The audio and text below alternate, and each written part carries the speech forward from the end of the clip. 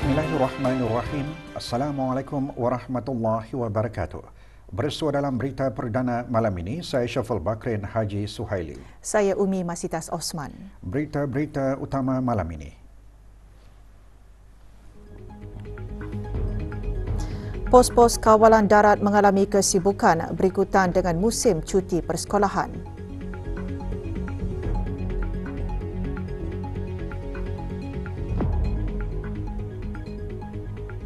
Produk-produk berasaskan daging tempatan berpotensi menembusi pasaran antarabangsa.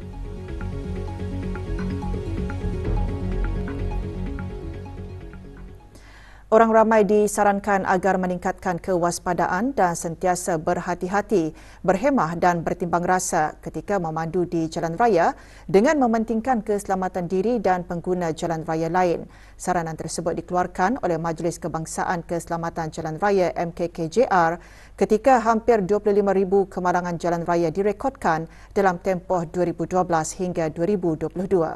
Berdasarkan statistik Kementerian Pengangkutan dan Infokomunikasi, lebih 4,000 kecederaan dicatat dan lebih 200 kes kemalangan yang melibatkan kematian direkodkan dalam tempoh tersebut. Bersama Mazia Jini untuk laporannya. Sebanyak 24,989 kes kemalangan jalan raya dicatat sejak tahun 2012 hingga 2022. Dari tahun 2012 hingga tahun 2016, jumlah kemalangan jalan raya adalah di atas paras 3,000 kes setiap tahun. Manakala jumlah kes kemalangan kenderaan sejak tahun 2019 di bawah paras 300 kes. Jumlah tertinggi kes kemalangan jalan raya direkodkan pada tahun 2016 sebanyak 3,375. Jumlah kemalangan yang terendah pula ialah pada tahun 2021 sebanyak 1,043 kes. Jumlah perangkaan bagi kadar kecederaan akibat kemalangan jalan raya pula adalah 4,734 kes. Tahun 2017 mencatatkan jumlah tertinggi sebanyak 529 kecederaan. Tahun 2020 mencatatkan kes kemalangan dengan kecederaan yang terendah sebanyak 341.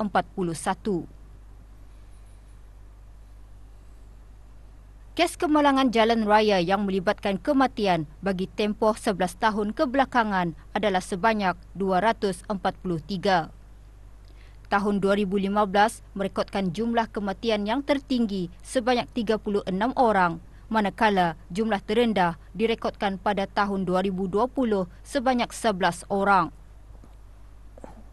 Dalam usaha meningkatkan kesedaran orang ramai tentang keselamatan jalan raya dan mengurangkan kadar kemalangan yang melibatkan kecederaan dan juga kematian, Majlis Kebangsaan Keselamatan Jalan Raya terus mengungkayahkan pelbagai inisiatif termasuk program-program kesedaran jalan raya dan jerayawara keselamatan jalan raya. Mazia Jini melaporkan untuk Berita RTB. Musim cuti persekolahan akhir tahun adalah masa yang dinanti-nantikan oleh setiap keluarga untuk meluangkan masa bersama dengan merancang pelbagai aktiviti. Ada yang merancang hanya bercuti di dalam negara sahaja dan ada juga segelintirnya yang bercuti ke luar negara. Pagi tadi, kru RTB Cawangan Daerah Temburong membuat tinjauan ke pos kawalan Labu. Terdapat rombongan keluarga yang menempah pakej bas untuk bercuti ke Kota Kinabalu, Sabah dengan merentasi daerah Temburong. Selain itu, terdapat juga kenderaan-kenderaan berat yang membawa pelbagai barang muatan berbentuk makanan dan ikan, barangan elektrik serta juga perabot.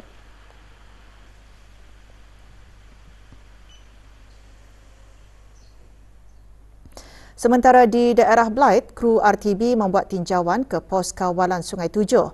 Kesibukan dapat dirasakan oleh semua pegawai dan kaki tangan Jabatan Imigresen daerah Blyth dari seawal pagi lagi. Segala kemudahan yang disediakan oleh pihak kerajaan di pos-pos kawalan imigresen dapat membantu melancarkan tugas pemeriksaan dan kawalan yang dijalankan oleh pihak imigresen. Orang ramai dalam pada itu dinasihatkan untuk memastikan keadaan kenderaan mereka berada pada tahap yang baik sebelum memulakan perjalanan.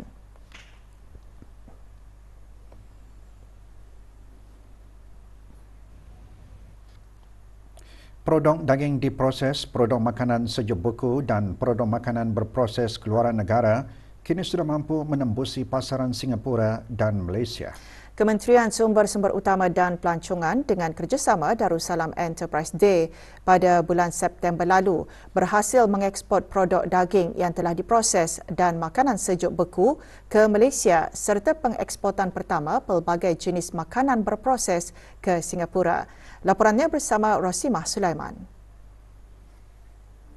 BMC Food Industry Sdn Bhd, salah sebuah syarikat yang berjaya mengeksport produk corn beef ke Sabah dan Sarawak. Menurut Timbalan Pengarah syarikat tersebut, dua jenis produk corn beef itu mendapat sambutan yang sangat menggalakkan di negeri berkenaan. We export two tins, BMC Food corn beef and TGT corn beef. The quantity is 2 container worth, roughly 300,000 Brunei dollars. We would like to thank especially the government from MPRT and there because they brought us to overseas and they also help us with exporting our products. Sementara itu, Syahamada Corporation Sdn Bhd merupakan salah sebuah syarikat yang berhasil menembusi pasaran di Singapura. Sebelumnya, beberapa produk keluaran syarikat ini juga mengikuti beberapa ekspo besar di luar negara. Masa MSME ekspor tu dan kami sudah berjumpa dengan pihak Singapura ni. Dan alhamdulillah this year dari sana we keep in touch. Dari sana we approach them dan alhamdulillah after our discussion itu masa bulan 8 bulan 9 itu sudah diorang ada membagi order tulang lah. Alhamdulillah. So masa bulan 9 itu kami first shipment ke Singapura lah ke Mustafa Center tu. Sokongan dan dokongan Kementerian Sumber-Sumber Utama dan Pelancongan dan DER memainkan peranan penting dalam membantu syarikat-syarikat dalam mengembangkan lagi produk masing-masing ke luar negara. Melalui usaha tersebut, ia juga sekaligus mampu menyumbang dalam mencapai wawasan negara 2035. Rosimah Sulaiman melaporkan untuk Berita RTB. Orang ramai memanfaatkan musim cuti dengan beriadah bersama keluarga. Ikuti bahan beritanya selepas ini.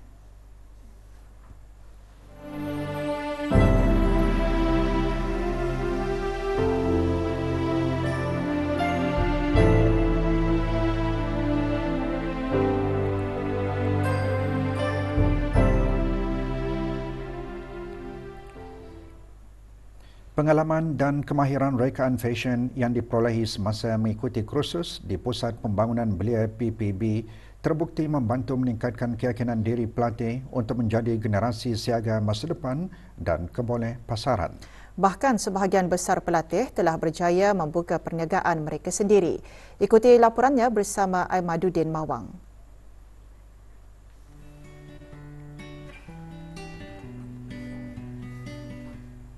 Siti Nazirah binti Haji Mahali dan Dayang Nur Hazikah Nabilah binti Haji Nur Hadi antara lepasan PBB yang memanfaatkan sepenuhnya kemahiran yang diperolehi untuk membuka perusahaan mereka sendiri.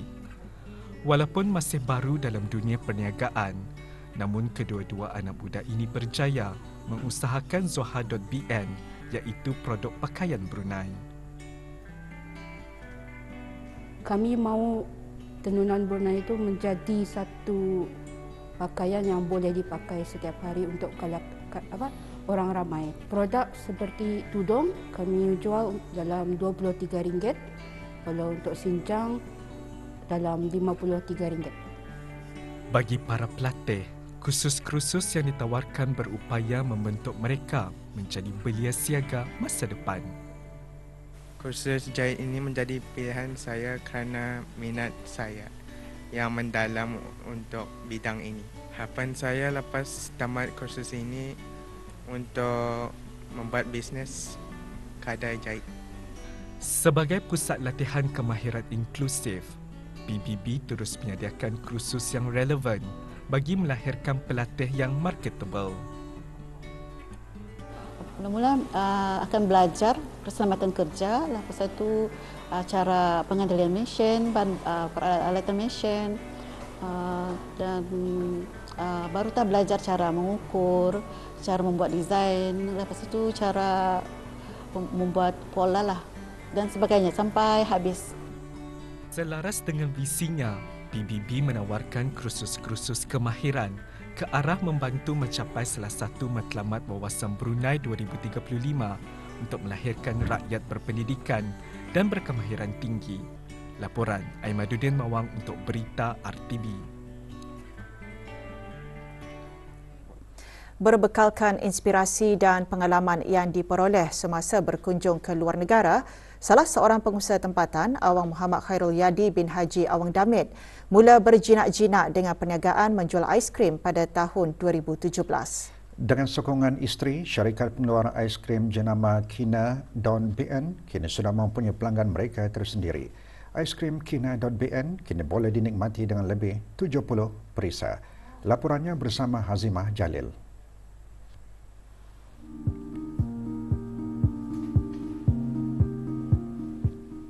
Kina ni tertubuhnya pada tahun 2017,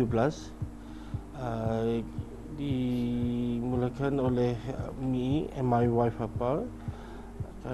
The idea for Kina Popsicle ni datangnya bila we were on our honeymoon 2015 dulu, di mana kami ke Australia, dan masa di sana tu kami tu terlintas satu kafe ni yang menjual aiskrim popsicle lah, aiskrim batang sahaja.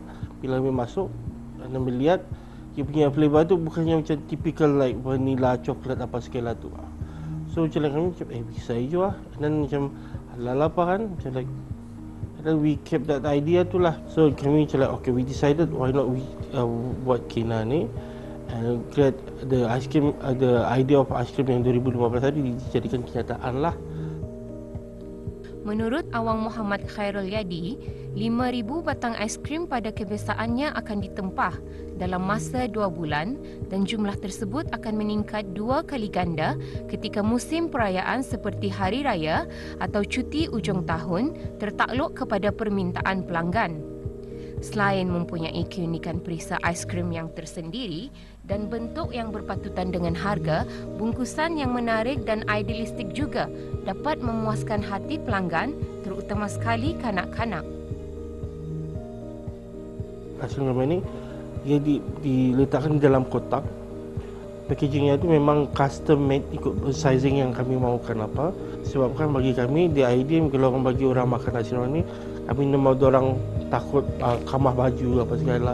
So bila kami come up with the idea of kotak ni, kami buatkan kotak ni, bila dibuka ianya akan menjadi macam pinggan lah.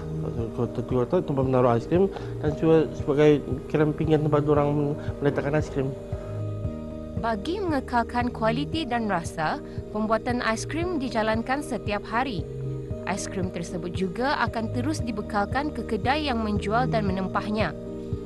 Mempunyai pelbagai nama jenis aiskrim yang unik seperti Hokkaido Sea Salt, Cotton Candy dan Peach Perfect adalah salah satu strategi perniagaan bagi menarik minat penggemar aiskrim.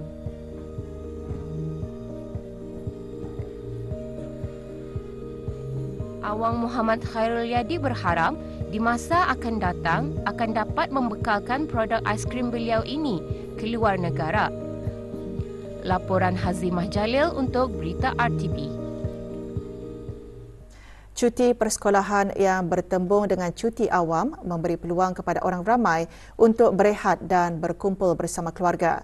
Bagi mereka yang tidak melancong ke luar negara, masa terluang mereka diisikan dengan pelbagai aktiviti yang berfaedah termasuk bersukan, riadah dan berkelah di pantai-pantai yang menarik di negara ini. Pantai Muara antara lokasi menjadi tumpuan orang ramai mengadakan aktiviti riadah. Semasa kru RTB meninjau pantai tersebut, seawal pagi lagi beberapa buah perkumpulan, persatuan dan keluarga memilih kawasan yang sesuai dan menyediakan kelengkapan barang-barang untuk berkelah seperti menyiapkan bekalan makanan, minuman dan perkakas permainan untuk aktiviti yang dijalankan. Sebenarnya ini adalah merupakan aktiviti tahunan setiap hujung tahun. Kami untuk tujuannya untuk mengeratkanlah antara kami anak beranak dan menantu-menantu lah. Jadi tujuannya bukan apa pulang untuk supaya kami bergembira dengan sendirinya dengan itu mengeratkan silaturahim lah antara sama kami. Untuk silaturahmi kan adik-beradik kami ramai kan. Kami adik-beradik ramai 13 orang. Aktiviti ini banyak peluang memasukkan guli, pakai batu ke cawan, memperkenalkan penada masing-masing.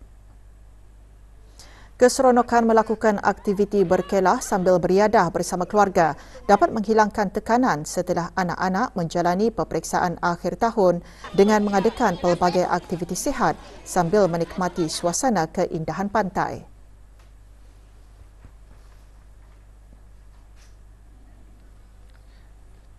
Binatang peliharaan kucing sentiasa mendapat tempat di hati manusia, terutamanya pencinta haiwan.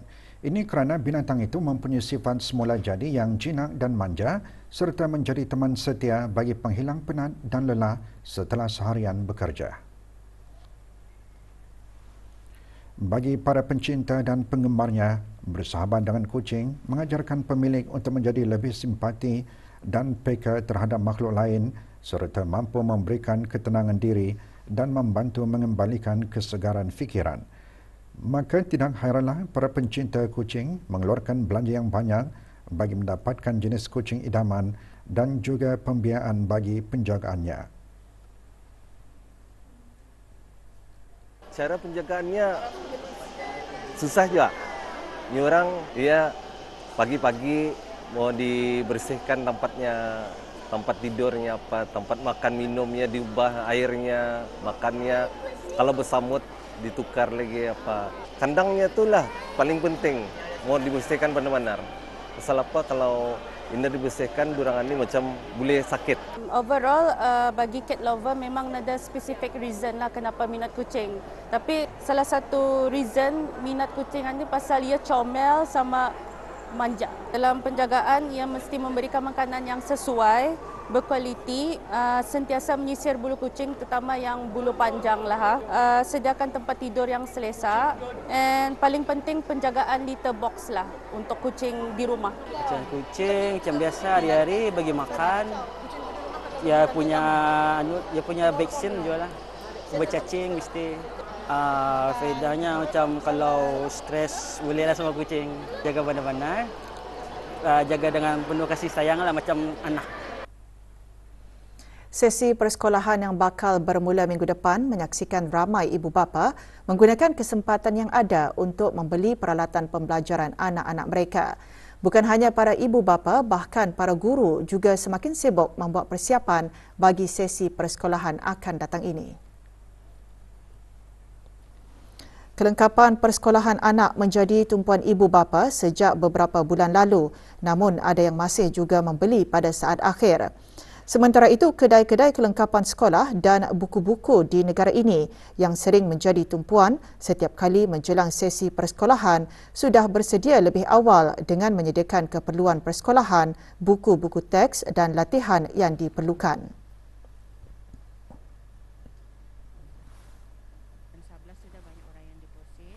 Untuk menempah diorang punya buku kan anak-anak, buku diorang banyaknya yang komplit, semua ada. Tidak semua kelengkapan sekolah dibeli baharu, terdapat juga para ibu bapa dan para pelajar yang hanya menambah kelengkapan persekolahan yang sedia ada. Namun beberapa peralatan baru termasuk buku-buku dan pakaian seragam setentunya perlu diganti. Apa yang pasti, kelengkapan sekolah yang baharu kadangkala boleh menaikkan semangat para murid yang baharu memasuki alam persekolahan. Tidak kurang juga para pelajar yang sudah tidak sabar untuk kembali ke sekolah dan belajar bersama kawan-kawan. Segala buku-bukuan apa memang sudah ada kena bagi list buku awal lah. So apa yang perlu dibalik ikut list buku itu dulu. Orang ramai juga dinasihatkan agar membuat persiapan awal agar ada ruang untuk membuat perbandingan harga sebelum pembelian. Dengan adanya jualan murah kebangsaan Brunei Celebration 2023 sejak 74 hari sejak 4 Disember lalu, orang ramai dapat mengunjungi kedai-kedai berkenaan yang membuat promosi.